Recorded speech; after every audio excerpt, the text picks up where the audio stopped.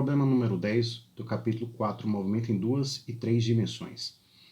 O vetor R igual a 5t na direção I mais ET mais FT ao quadrado na direção J mostra a posição de uma partícula em função do tempo t.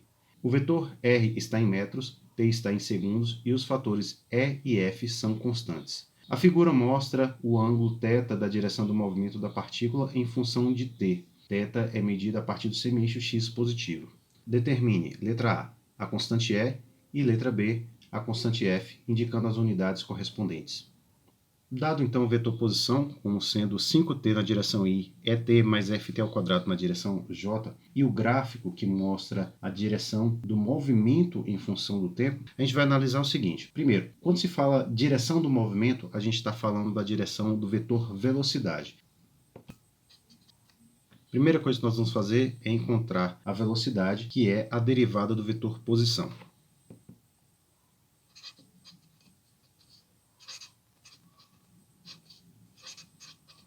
Como a velocidade é dada pela derivada do vetor r, a gente vai explicitar quem é o vetor r antes de fazer essa derivada.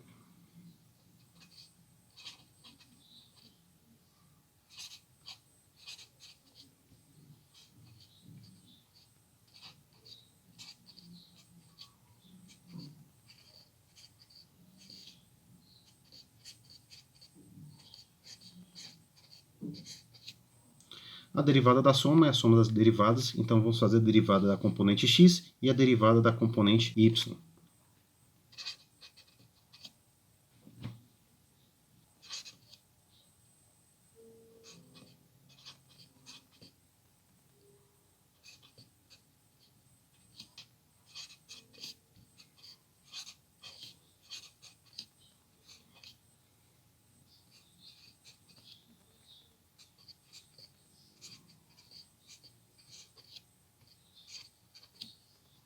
A derivada de 5t na direção I vai ser 5.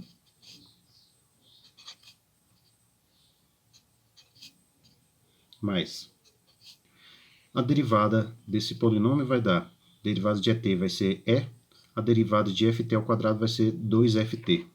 Então vai dar E mais 2FT na direção J. Este é o vetor velocidade, encontrado a partir da derivada do vetor posição. Com os dados fornecidos pelo gráfico, podemos montar uma pequena tabela para analisar os valores.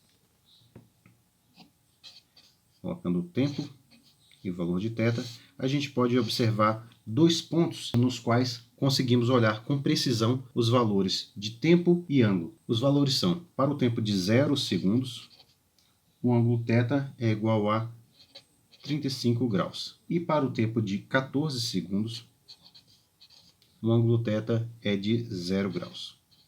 Se nós encontrarmos uma equação onde o ângulo θ possa ser expresso em função de E e F, nós conseguiremos encontrar essas duas constantes, pois temos dois pontos e duas incógnitas para poder responder. A equação que nos dá a direção do vetor velocidade é dada por θ igual a tangente a menos 1 da componente Vy dividido pela componente Vx. Substituindo esses dois pares, um por vez, na equação, substituindo também quem é a componente Vy, que é a componente Vx, a partir dessa equação, nós vamos encontrar o seguinte resultado. Para t igual a 0 e θ igual a 35 graus, θ vai ser igual a 35 graus, que é igual a tangente a menos 1 de a componente Vy, que é E mais 2F vezes t, E mais 2F vezes t, e o tempo nesse caso vale 0, dividido por 5. Se 35 graus é o ângulo cuja tangente é igual a E mais 2F vezes 0 dividido por 5, então podemos afirmar que tangente de 35 graus é igual a E sobre 5, que nos leva a encontrar que E é igual a 5 vezes a tangente de 35 graus. Fazendo o cálculo com os valores apresentados, encontramos que a constante E vale aproximadamente 3,5.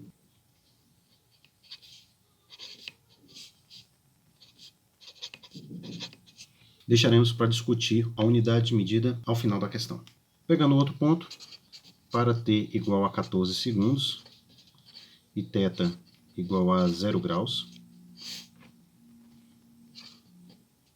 0 graus é igual a tangente a menos 1 de E mais 2F vezes 14 dividido por 5. Assim, a tangente de 0 graus é igual a E mais 28F sobre 5.